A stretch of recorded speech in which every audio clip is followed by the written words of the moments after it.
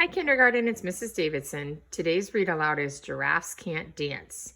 My kids have really enjoyed listening to this story as we've been home here together, and they like to put on some music and dance around. So maybe when the story is done, you can do that with an adult at home. Enjoy!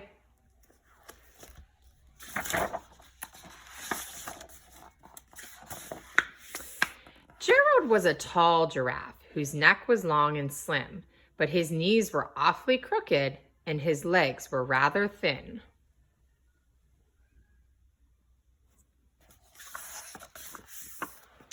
He was very good at standing still and munching shoots off trees. But when he tried to run around, he buckled at the knees. Now, every year in Africa, they hold the jungle dance, where every single animal turns up to skip and prance. And this year when the day arrived, poor Gerald felt so sad because when it came to dancing, he was really very bad. The warthogs started waltzing and the rhinos rock and rolled. The lions danced a tango that was elegant and bold. The chimps all did a cha-cha with a very Latin feel. And 8 baboons then teamed up for a splendid Scottish reel. Gerald swallowed bravely as he walked toward the floor, but the lions saw him coming and they soon began to roar. "Hey, look at clumsy Gerald," the animals all sneered. "Giraffes can't dance, you silly fool. Oh, Gerald, you're so weird." Gerald simply froze up. He was rooted to the spot. "They're right," he thought. "I'm useless. Oh, I feel like such a clot." So he crept off from the dance floor and he started walking home. He'd never felt so sad before, so sad and so alone. Then he found a little clearing and he looked up at the sky. "The moon can be so beautiful," he whispered with a sigh.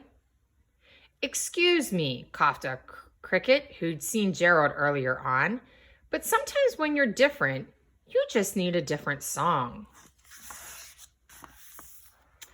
Listen to the swaying grass and listen to the trees. To me, the sweetest music is those branches in the breeze.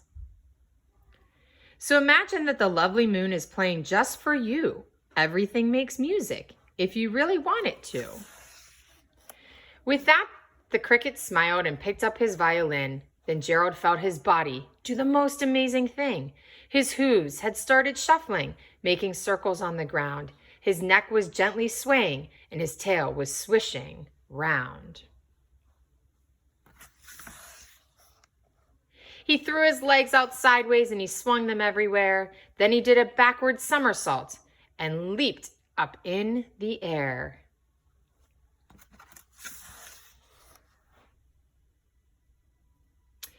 Gerald felt so wonderful, his mouth was open wide. "I am dancing! Yes, I'm dancing! I am dancing!" Gerald cried.